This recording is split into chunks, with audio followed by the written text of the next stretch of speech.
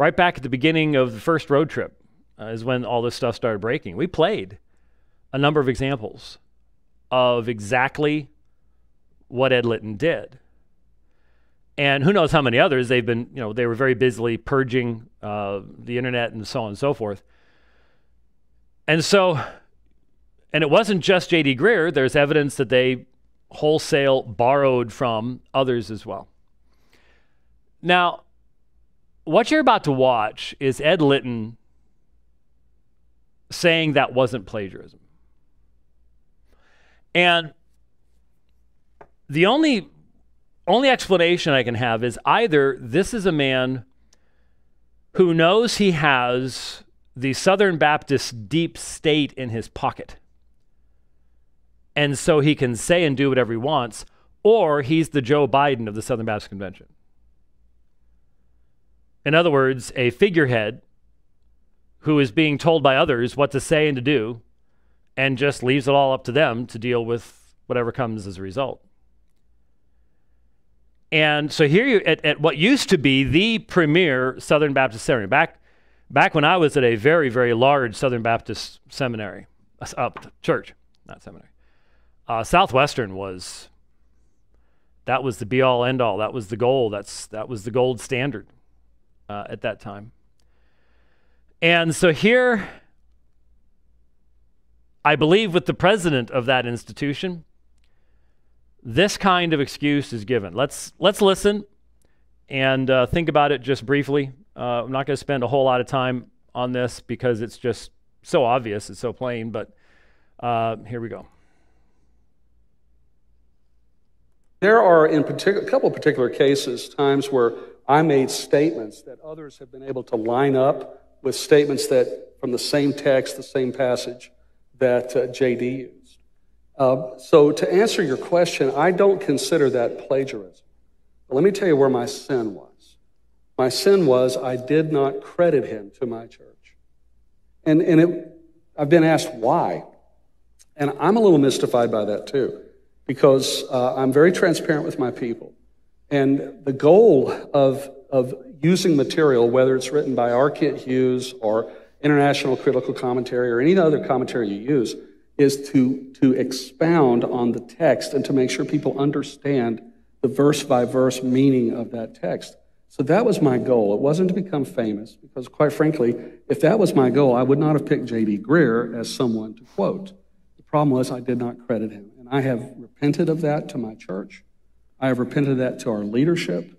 And quite frankly, we're in a process of changing some things. I'm fasting from listening to preaching right now, because it turns out I have a capacity to remember statements that are made in an audible sermon that I hear that's a little too good, and sometimes it gets mixed up. There are... Okay. It's not plagiarism. I just didn't credit him. And I am fasting from listening to sermons because it turns out I have a capacity to remember things a little too well.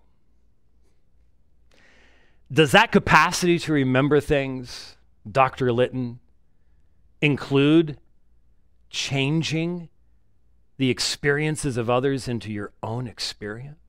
When you listen to a documentary of a famous football player talking about when he scored the winning touchdown in the Super Bowl, do all of a sudden you have memories of you scoring the winning touchdown in the Super Bowl?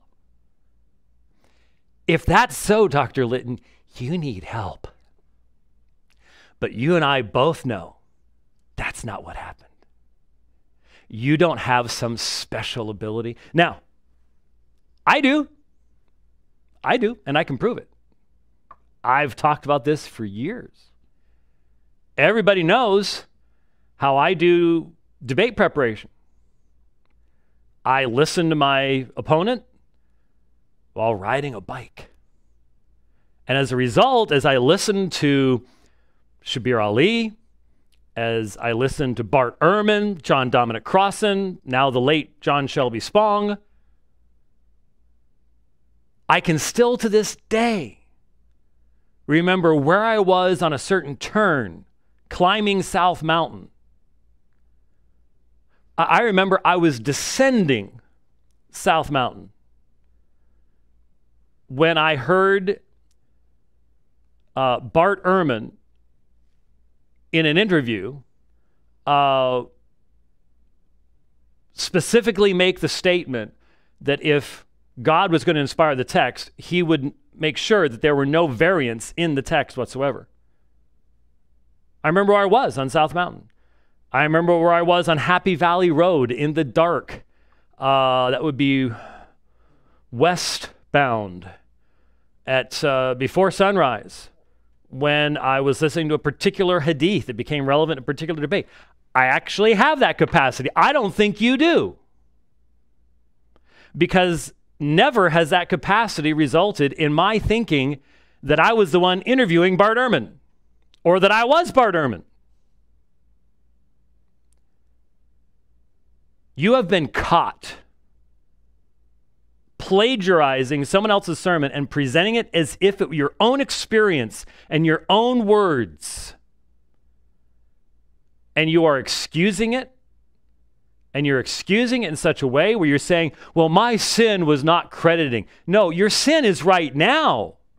Your sin is making up absurdities like, well, I'm not listening to sermons now because it turns out I remember things too well. You're sitting in front of the chapel at Southwestern and telling all these students this load of hooey?